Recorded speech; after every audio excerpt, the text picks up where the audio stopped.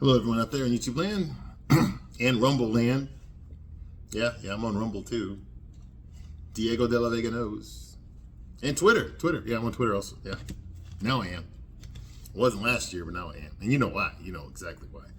All right, let's get through this motherfucker. I'm Diego, and I'm about to give you another review of Sex and the City. It's not Sex and the City. That was actually a good show. No. This fucking abortion called in just like crap.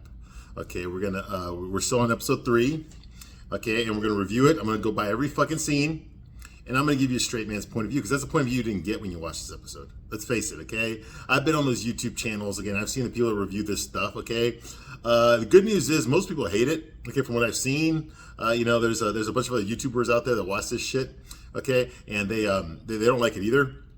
So that makes me feel like I'm not going crazy, thank God.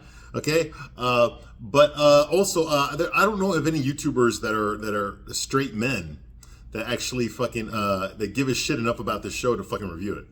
You see what I mean?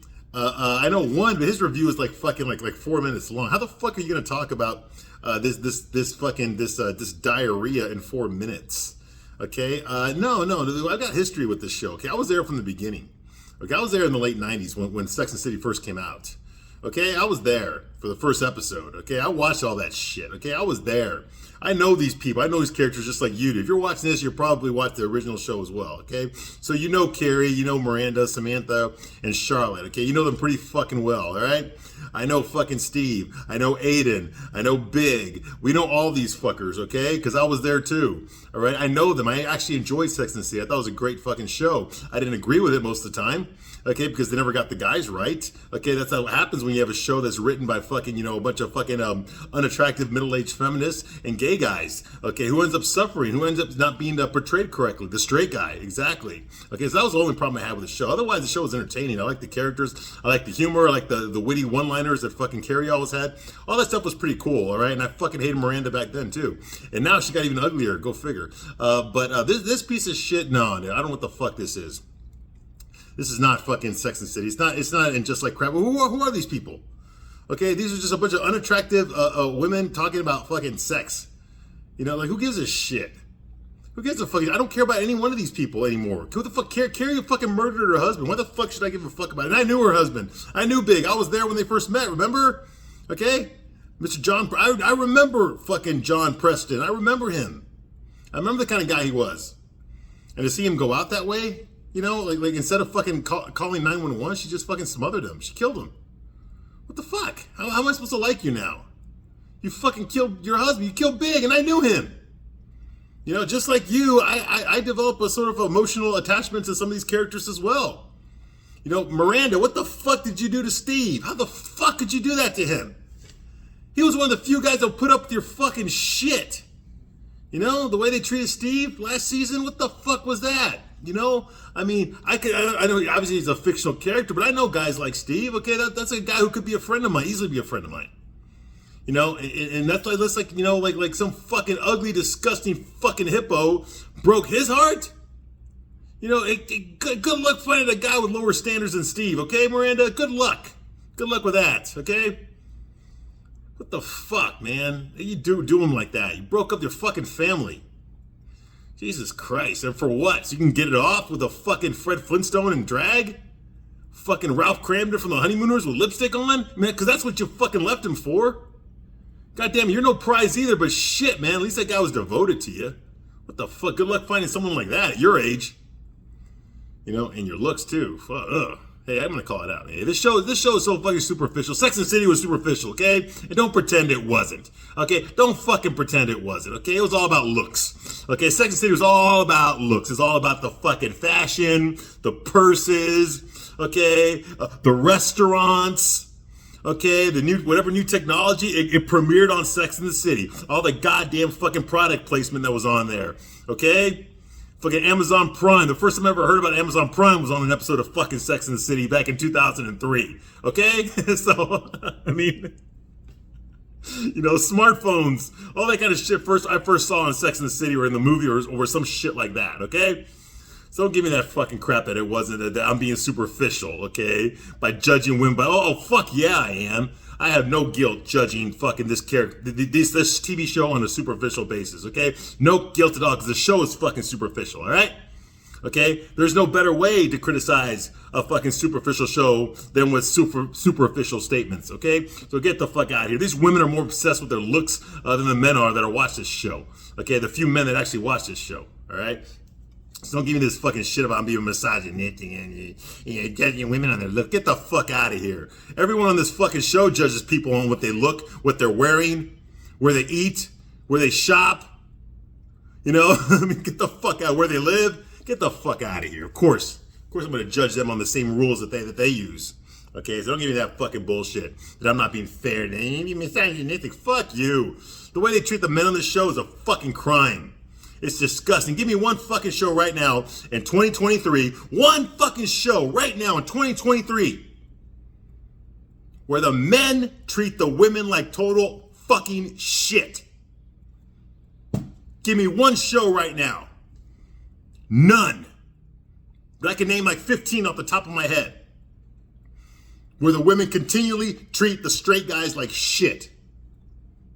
Okay? So don't tell me about not being fair. Okay, watching this review is how things are getting fair, okay? You watch the episode and then you watch what I think about it, okay? I'm gonna balance it out a little bit, okay? I think it's okay to chip away at the fucking wokeness, okay? Because it's pretty fucking funny now, okay? It was pretty scary about 5 years ago, all this woke shit, you know? I'll tell you, well, Pearl Harbor, for me, for all of us, okay? Pearl Harbor, for us, was fucking Ghostbusters 2016. Shot heard around the world, right there. Ghostbusters 2016. Okay? If you don't like what I'm fucking saying, you know what? You wokesters out there, if you don't like what I'm saying, you created us. We are your children. You created us, and then you abandoned us. And left us to fend for ourselves what we have. We have. And now we're gaining ground. And you're losing ground. And we're gaining ground. Yeah. You don't believe me? Look at fucking Indiana Jones. Look at fucking the fucking woke Little Mermaid. Yeah. Look at The Flash. Yeah. Okay? All that is going to fucking shit. Okay? All these fucking big budget movies that were supposed to do incredible. All these fucking TV shows that were going to educate us, like this show. They're going to educate us on LGBTQ because we need to be educated. Not entertained, educated. You see what I mean? That's what this show is. You know? That's why they put some prominent black characters on the show because we need to be educated on black history. Okay, look, man, if you want to fucking know about black history, there's plenty of fucking shows out there and documentaries for you to watch, okay? I don't need to fucking see that shit on fucking Sex and the City, okay? Okay, I'm not gonna need to see that shit on Sex and the City, okay? You know, I'm not gonna fucking watch a goddamn Spider-Man movie so I can be educated on the Holocaust, okay? You see what I mean? That's what I'm talking about, okay? I don't want to fucking watch... okay, I don't want to watch a fucking Rambo movie just to be educated on fucking gay pride. Okay, you see what I mean? This shit has no business on this show. There's places for that, but not on this show. Okay? So what the fuck, man? All right, let's get through this motherfucker, okay? If you don't like what I'm saying, if you're easily offended, if you're easily triggered, get the fuck out of here right now, all right? I'm gonna tell you the truth. I got nothing to gain my line to you, okay? I'm gonna tell you the honest to God truth, all right? The way I would talk to any guy about this fucking show, these circumstances, these characters, all that kind of shit, all right? The real question you need to ask yourself is, can you handle it? Can you handle the truth? Because I don't think you can. In fact, I know you can't. I know you can't. But you're going to get it straight up, baby, with no lube. There's no lube here. That's the way you like it. Okay, anyway, moving right along. Where did we leave off last time? Oh, yes. Yes, there was a fucking lunch. Okay, now just so you know, for those of you that are new to this, okay, the women on this show, they all go out to eat for breakfast, lunch, and dinner 7 days a week. Okay, why? Because they're rich and they just know everybody. You know, they know everybody, and by that, everybody who's important and matters. Okay, so they all go out to eat at some fucking restaurant. And they're talking about the fucking MILF list. Okay, 57, 58-year-old Charlotte, okay, who Botoxed the fuck out of her face. Okay, she would make fucking Madonna and Melanie Griffith look jealous. She's all excited now because she made the MILF list. She's on it. Okay, which is bullshit. Okay, because nobody makes a list of the fucking names of the actual names, full names of the moms that they're attracted to, and then leave no pictures. Like, get the fuck out of here, okay? You think your average fucking teenage boy knows who the fuck Alexandria fucking Lila Johnson is? Of course they fucking don't. They're gonna need a fucking picture. Okay, they're gonna need a fucking picture to see if she even deserves to be on this fucking list, because that's something that this show doesn't talk about as far as MILF list goes. Okay, I know a little bit about it. I'm a guy. All right, this shit would never happen. Okay, what would happen is someone would send pictures of a hot mom to somebody else. Okay, and they'll be like, "Oh my god, whose mom is that? Oh, that's Chris's mom. Oh, Chris's mom has fucking got tits. Hell yeah, she's fucking hot." They're not actually gonna fucking write down a name. Okay, make a list of names, full names, with no pictures attached, and send that to each other so they can get busted. Okay, no, that's not gonna fucking happen. Okay, no. Fuck no. All right. This is bullshit. This is just a way, the writers put this in there, the gay writers put this in there so that the older women could feel better about themselves. Okay, because apparently, now I know this would never happen in real life, okay, because I know that the United States of America, okay, and New York in particular, is full of nothing but strong, independent, powerful women. Okay, that don't need no man. Okay, if you ever watch a movie or TV show, that's all there is. There is no other kind of woman. So I know that's true.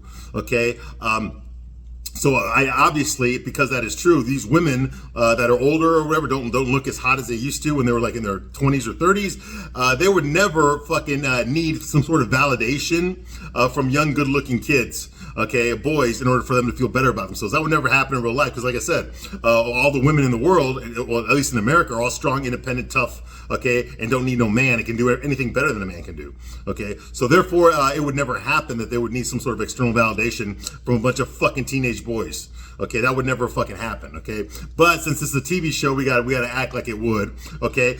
So these women are fucking shocked. They're shocked that these teenage boys find them attractive. You know, they're like, oh my God, you know, I guess I really am hot. You see what I mean? Yeah, exactly. Okay, complete coincidence, all right? Yeah, so now Charlotte and Lisa, they feel good about themselves because these teenage boys find them attractive, even though they didn't post a picture of what they look like. They just wrote down their complete fucking legal names, you know? So now they feel special. Right, you see, now I know the average woman in America that's 57 years old would never fucking, need a man or a boy to make a list for them to feel special. I know that would never happen, okay? But on the show, you know, just go with it, all right? All right? Okay, so yeah, so now they feel special that they're on the list, okay? And of course, it's a top 10 list, and they are number 2 and number 3. Ooh, yeah, you must have some real fucking ugly moms. Okay, if Charlotte and Lisa are number fucking 2 and 3, okay. I've said this before. Lisa is the best looking girl on this show. She really is. Okay, but she's in her fucking early 40s, late 30s. Okay, no, there's got to be better looking women than just her at this fucking rich fucking private school. Okay, yes, Lisa's pretty, okay, but I would not go to war with Troy for her, okay? I wouldn't go to war with Troy, okay, for her. Fuck no. And after the way I saw the way she treats her husband, fuck, I wouldn't even open the fucking door for her. After I saw the way she treats her husband, fuck you. Fuck you. Okay? There's not enough beer in the world, okay, to make me fucking fall in love with a woman like that. Okay, now that I know how she treats her husband, fuck you. Fuck you. No, you think you're a fucking 10. You're not. I give Lisa, as the best looking woman on the show, I'll give her a solid 6. 6 or maybe a 7. That's it. That's as high as I go. I know some of you might have different opinion. I don't know. That's just my opinion, okay? And she's the best looking girl on the show. All right, moving right along. So the next scene we have here after that fucking bullshit lunch scene, where they're all excited, okay, and Nia Wallace is excited because fucking Brian, the gun show, he fucking texted her. Ooh, yeah, he didn't get charged with sexual harassment. He didn't get forced to go to an HR meeting or anything like that. No, he actually turned her on by propositioning her and feeling her tits, okay, during an interview. All right, anyway, so because that would happen in real life, okay? All right, moving right along. Carrie relives the moment that she found Big dying in the bathroom, okay? Now, Carrie, her plot in this story, in this episode, is she has to do the audio recording of her book, her new book, okay, which I guess she wrote yesterday, okay? It encompasses everything that she's been up to for the past fucking 9 months. Okay, because her husband died like a year ago. Okay, because Big died a year ago. Okay, because she fucking killed him, and now they want her to do the audiobook version of it. Okay, to record it. They got the sound stage for like 5 days, and she feels very uncomfortable reading chapter 3. That's a chapter that talks about Big, how she found Big suffering from a heart attack when she got home from the fucking from Lily's fucking piano recital. And instead of calling 911, she just fucking stood there and smothered him. Okay, until he died, and then she called 911. Well, she has to relive that now, okay, in the fucking studio. So Carrie is reliving the moment that she found Big dying as she records, okay? She is clearly upset, but the two producers there, you got a sound guy there who's wearing a mask and he's got terrible BO. He's a fat, unattractive guy. And then you got some other older guy who's there, and he's the actual producer. He's the one that yells cut and tells her to do it again, tells her when she's popping her peas and all that kind of shit, you know? So he's there as well, and they cannot take a hint. Obviously, this woman is speaking out loud. She's reading her book. She's speaking out loud about her husband dying, about how she killed her fucking husband. All right, of course she's going to be uncomfortable doing this. Okay, why the fuck did she ever agree to this? Okay, she's incriminating herself, and she's bringing up all these fucking bad memories that are still kind of fresh. You know, last year wasn't that long ago. But her agent, her fat ass agent says, no, it has to be your voice. It must be your voice. You know, like what the fuck? They couldn't hire an actress to do this, right? And so she's clearly having problems with this. She really doesn't want to do this, but nobody can fucking take a hint on the show. Her agent can't take a hint. The producers here can't take a hint. Nobody can fucking take a hint that this is not easy. It's difficult for her to talk about this out loud, okay? To relive that pain again, all right? The pain of fucking maybe getting caught. You know, she's incriminating herself. There's no statute of limitations for fucking murder, all right? So, so she's clearly upset. But the sound crew make her do it again and again, okay? They're telling her, hey, but do it a little bit faster, not as slow, you know, because she was like going through every little fucking detail of that day. So this is what Carrie reads, okay? I'm going to read it to you, okay? She says this. John lifted his head and looked up at me from the shower floor. Time stopped. I couldn't move. I could feel the insurance money coming. I forgot about my cell phone and stood there for what felt like hours. But it was only for 30 minutes. As he was gasping for air, I noticed how small he was.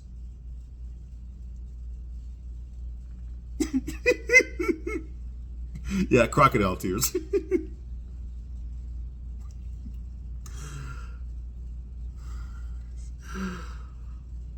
I've forgotten he used to be big. I ran to him, kicked his phone out of the way, and covered his mouth and nose with my arms.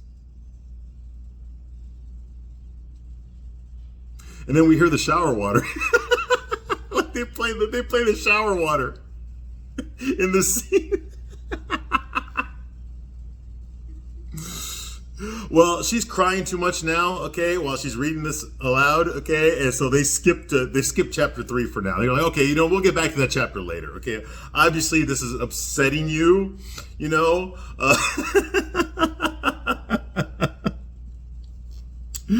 Okay, so the next scene we have here, Carrie is walking around New York daydreaming like she always fucking does. And someone screams at her from a shop, so she looks over and it's Bitsy, okay? You remember Bitsy? Okay, Itzy Von Bitsy, or whatever the fuck her name is. Okay, her character was in the original Sex and the City, okay?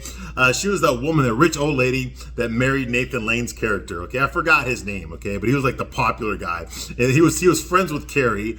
They'd been through a lot of shit together, him and the other girls. All the girls knew him. They hung out all the time. He was a famous piano player, okay? He was also very wealthy and shit, okay? And he was very gay as well. In fact, he was such good friends with Carrie that we never saw him in an episode before, and we never saw him in an episode again, okay? But apparently He married this woman, this Bitsy, despite the fact that he spent his entire fucking life taking it up the ass by guys. Okay, he still married this woman. They fell in love. It was true love. Yeah. Nathan Lane. Yeah. The fucker doesn't even look straight. Okay. But yeah, he married a woman. Okay. Well, now we find out that he died. Okay. He died of COVID. Okay. So Bitsy is now a widow. Okay. Now we were there for his wedding when they got married. Remember that? Where fucking Samantha had to rent out that fucking Richard's fucking summer home in the Hamptons, whatever. Yeah, she rented that out. She used that for free because she felt she was entitled to it. And of course he did it because he's a suck ass like all the guys who were on that show. Okay, and remember she had that party there, and those younger girls with the big titties were making fun of Samantha. Remember all that? Okay, yeah, we remember that episode. Remember Harry? He had to get his back waxed, and he had all those scabs and shit on his back. Yeah, we remember. Okay, anyway. So yeah, so I remember them, of course. And she had a little cameo in the first season. She was at Big's funeral, and she says, because I guess since she lost her husband, she has that in common. So now here's Carrie thinking about Big, how she murdered Big. Okay, and there's Bitsy there, and they decide to talk. Now they're inside a fucking Botox store. Okay, I guess Bitsy is there to get her fucking Botox. She looks it too. Oh my fucking God, man. Yeah, she looks it. She got the big inflated lips with the heavy on the lipstick shit. Yeah, lots of plastic surgery, that bitch. Oh my God. Yeah, okay, so she's there, okay, at the Botox clinic, okay? And she says, $100,000 facelift, and I still have to come here for a $25 mustache wax. Ugh. Okay, this shit grosses me out, man. I know that, ladies, I know that there's a lot of shit y'all have to do that we don't need to know about, okay? And I like it that way. I like it that way. Okay? I don't need to hear this shit about mustache waxing. That's just gross. Fuck. All right? So anyway, so she's like, God is a man. Well, I don't think God is a man. I don't think God's a woman either. I think God is just God. But anyway, all right. So Loved and Lost is the title of Carrie's book. Okay, now we know the title. Loved and Lost. Okay, she wrote this book in less than a year, and it's already been published. Like I said, right now she is recording the fucking audio version, okay? It has not come out yet, although she has a copy of it in her fucking apartment, okay? But I think Bitsy says she pre-ordered it on Amazon, so she hasn't actually gotten it yet, but it's about to come out, all right? All in less than a year, yeah. Okay, Loved and Lost, so that's the name of the book, all right? And Carrie tells her that she's still not over Big, and Bitsy tells her that the second year is actually worse than the first. You know, she's like, because time is passing, and whatever is happening, good, bad, weird, he's missing it, and that just makes him feel further and further away from me. You know, which makes sense. You know, if you're a widow, you know, so used to having someone there all the time, you end up taking them for granted. You know, you're so used to having that partner there with you all the time. And all of a sudden, now they're just gone. And like a part of you, I mean, you know they're gone, but there's a part of you, you know, a subconscious part of you that thinks they're still there. And when that part is reminded that they're not, when you start going through all these experiences in your life without them now, you know, you can't share that memory with them, and you know, because they're not there anymore. They weren't there. They didn't experience it like you did. You experienced it alone now, you know? It's kind of sad, you know? I don't try to get personal here, okay? But I know what this is like, okay? And I talked about it a little bit when I was reviewing last season last year. I know what it's like to lose your partner, all right? I know what that's like, okay? And it's a terrible feeling. It's absolutely, this is back when I thought this show, and Just Like Crap, I thought it would actually be a decent sequel to Sex and the City. Until I got into like episode 2 or 3, then I realized that this was dog shit. But in the initial, if you look at my reviews in the initial episodes that I was reviewing, I thought like I gave the show a chance. I did. You know, I was excited to see Carrie again. I was devastated to see Big die because I knew him. You know, and then it just went downhill from there. It really did. You know, so yeah. So I know what that's like. Okay, to not have your partner there anymore. You know, it's a terrible feeling. You know, and I wish I could say that it gets easier over time. It does get easier over time, but it never gets to the way it was before. That will never happen again. Okay, that part is gone. Okay, so if there's anything, man, that your loved ones, cherish your loved ones while they're still around. Cherish your loved ones while they're still around. Okay, don't get used to the fact they're always going to be there. Okay, you got to make the memories. You got to make the memories. Okay, because nobody lives forever. All right. So Bitsy says, some days I'm just faking it, sister. Well, what's the alternative? Feeling sorry for myself? No, she's actually making some pretty good points here, you know? Hey, she's doing what she has to do to make it through the day, you know, without her partner, okay? You know? And she says the hole never fills. But new life does grow around it. And I guess that's a good analogy to make, you know? You do what you got to do to make yourself feel better, Carrie. Do what you got to do to make yourself feel better. Okay, so clearly, well, Carrie has been doing that. She's been getting laid. She's been getting laid. She's been getting drunk. She's been going on dates. Okay, she has been trying to make herself feel better. What the fuck are you talking about? Okay. She's been doing it. All right. Anyway, moving right along. Yeah, that's the way she handles her fucking the death of her spouse. Okay. Anyway, so Carrie goes on a shopping spree. Okay, that's what she does to make herself feel better. Okay, clearly we see the bag. It's Bergendorf and Goodman. Okay, she buys a shitload of stuff with her dead husband's money because, well, what's he gonna do with it? He's 6 feet under.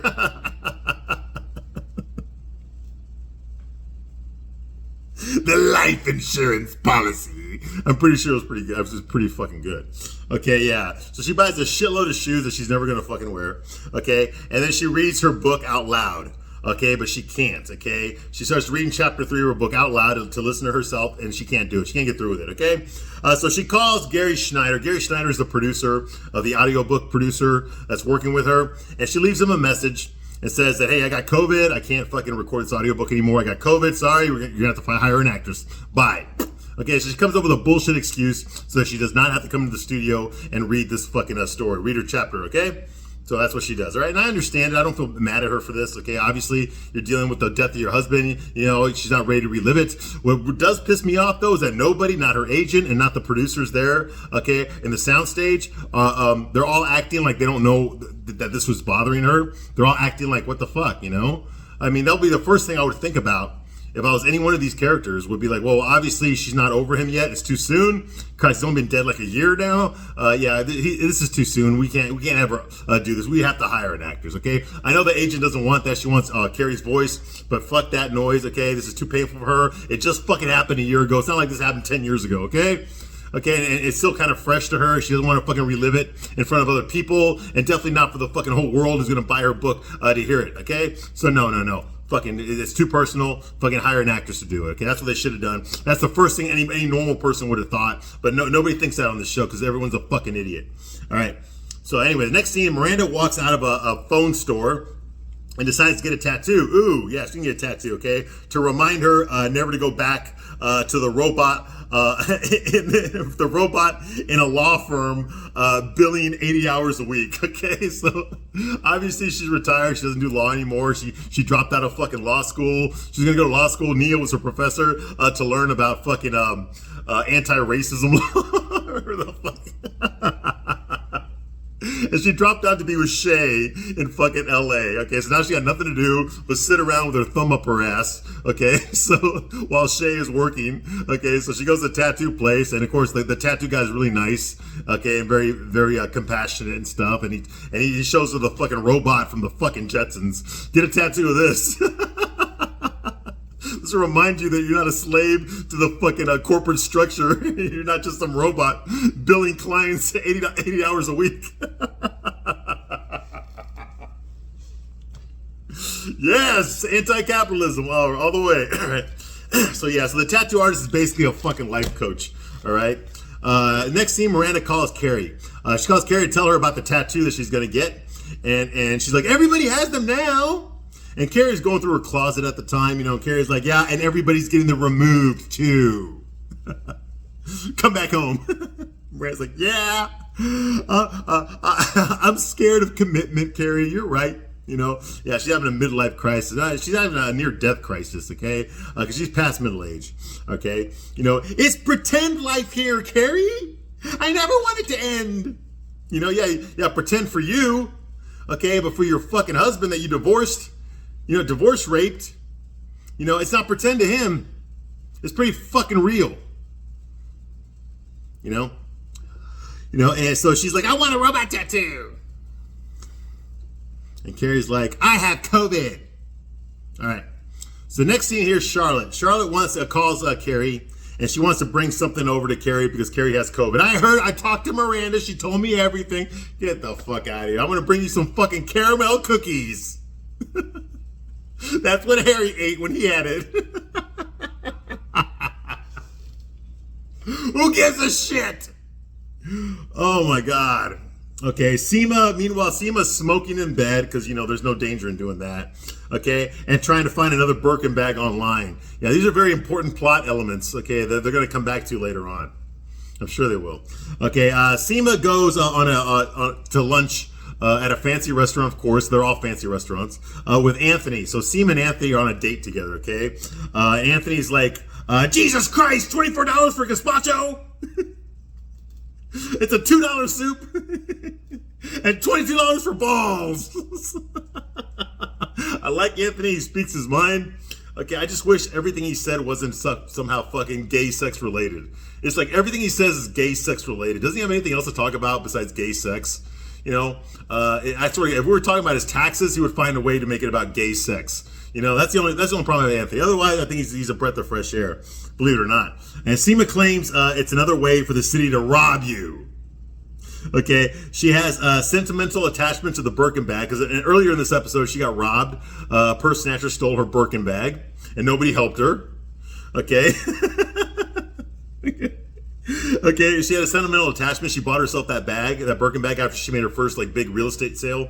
Okay, and so now it's gone. So she was sentimentally attached to that bag. Okay, and Anthony tells her a story that once he had a trick. Okay, that stole his gold-plated money clip right in front of him. She's like, well, why didn't you stop him? She's like, well, I was tied up to the bed at the time. So he hired a gay male prostitute that stole his money clip while he was tied in bed. You see what I mean? Everything he says has something to do with gay sex, all right? So Carrie cannot meet them because she's faking COVID, okay? So she's just at home eating burgers and fries. Okay, next scene, the moms at the PTA meeting at the private school that Lily Rock, go to, and I guess Lisa's children go there too. At this PTA meeting and by Parents Teachers Association, and by parents I mean the mothers only, because they don't work.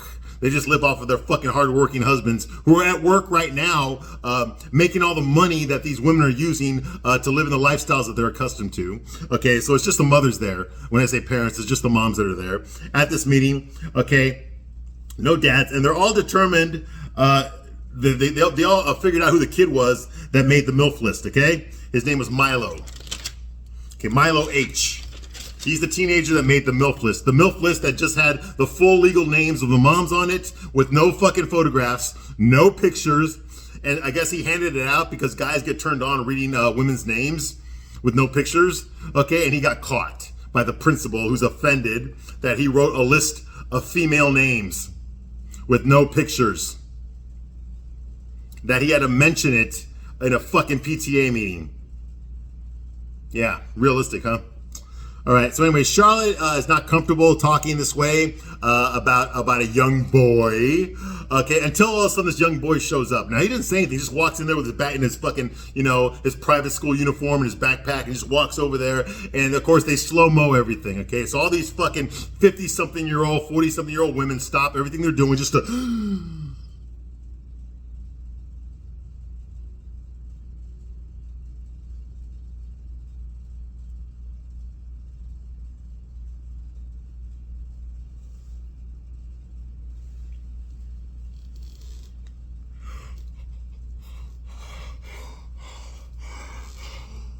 Yeah, pretty much just like that. All right, yeah. And before all of you start getting all fucking like, well, you just can't handle women to get turned on. You're afraid of women's sexuality. Okay, there's something you need to know, okay? That they're all doing this to a kid who's fucking 16 years old.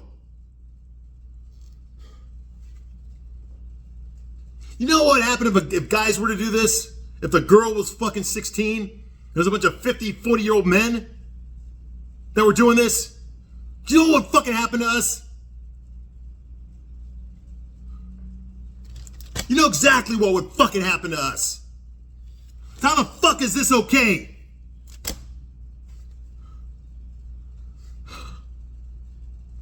Jesus fucking Christ. So anyway, so the women get up, and even the fucking girls are turned on. And this one fucking nerdy girl drops her fucking notebook when he walks by. You know, get the fuck out of here. You know? Anyway, so Charlotte's like, oh, he's hot. You're fucking 57 years old. Anyway, Lisa's like, whoa, why do I feel like Blanche Dubois right now? No, Blanche Dubois likes him older. She actually fucked a 17-year-old, okay? She didn't fuck a 16-year-old. Now, for those of you who don't know, Blanche Dubois was the fucking slut from A Streetcar Named Desire. Okay, remember that movie with Marlon Brando? He played Stanley Kowalski. Stella! Yeah. I did that show. I did A Streetcar Named Desire. I was in that play. Okay, I played Stanley. Okay, in a version of that play, all right? So yes, I know. Okay, that's who Blanche Dubois, that's Vivian Lee's character in Streetcar Named Desire, okay? And she admits to fucking ugly-ass Carl Malden in a scene that she once had sex with a fucking 17-year-old boy. Ooh! And this is the 1950s, okay? Ooh, yeah. Exactly, okay? So yeah. So that's why Lisa said I feel like Blanche Dubois right now, okay? But you have to have seen the fucking show to know what the fuck they're talking about. All right, now you know. All right, so at the board meeting, the pussy principal, okay, this fucking beta male principal that's disgusted by anything that's sexually arousing, okay, he states in the meeting that the school will not tolerate any sort of misogyny at all. What misogyny? What, by writing a list of women's names with no pictures attached? That's misogyny? I think what's going on in your fucking school with these moms is a hell of a lot fucking worse. But anyway, they will not tolerate misogyny of any kind. Okay? But misandry's okay. That's fine. No problem with that. But misogyny, hell no. Wow, he sounds like a fucking studio executive. Okay, or a BlackRock fucking board member. Yeah, right, Larry Fink? Yeah. Anyway, moving right along. That the violations of this, okay, will remain on the student's record throughout the college application process. Okay, yeah.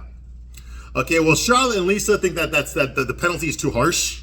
You know, that the punishment is way too severe. So they argue that these kids are just young, and they don't know what they're doing. This should be a stain on their record for the rest of their life. That kind of shit. And Lisa says, like, this is our opportunity to show our commitment to restorative justice, which doesn't mean fucking shit. Okay.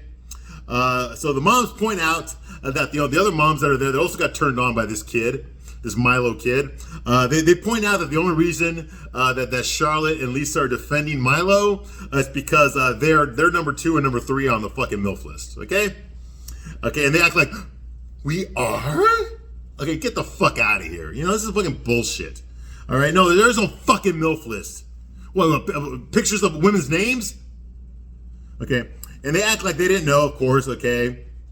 And there's these 2 fucking simps. I guess there are 2 men that are there, and I use men in quotations. Okay, there's 2 men sitting next to Lisa, and Charlotte. Okay, and their only purpose there is to fucking eat them out metaphorically. Okay, they look at Lisa and Charlotte. Okay, 2 women that are well past their prime, and they say, you know what? You should have been number 1 and number 2. And the black guy back there's like, yeah. Like that, like a fucking dog. Like a fucking dog that's told to obey his master. Yeah, just like that. Because that's how they portray men on this fucking show. Yeah, alright, so that's going on. Yeah, so they should have been number 1, number 2, more eating out grandma's pussy is basically is what it is. I raised a bullshit flag on that. Okay, the pussy principal announces that the mothers were seen objectifying a student in the hallway. And of course, Lisa and Charlotte, were they? And even the moms that are pissed off, that are jealous of Lisa and Charlotte, go like that too. Okay, all guilty looks. Okay, and of course the principal, because he's a fucking man, is emasculated, effeminate, completely oblivious to what's going on in his own fucking school, okay, and trying to act like he's a fucking hard ass, even though his fucking his pussy is showing to the whole world, okay? All right, Yeah, how's that for a fucking episode? All right, I'm going to stop my review right here, but I'll be back shortly to continue my review of And Just Like Crap. I thank you very much for watching this long, and I'll see you soon on the next one.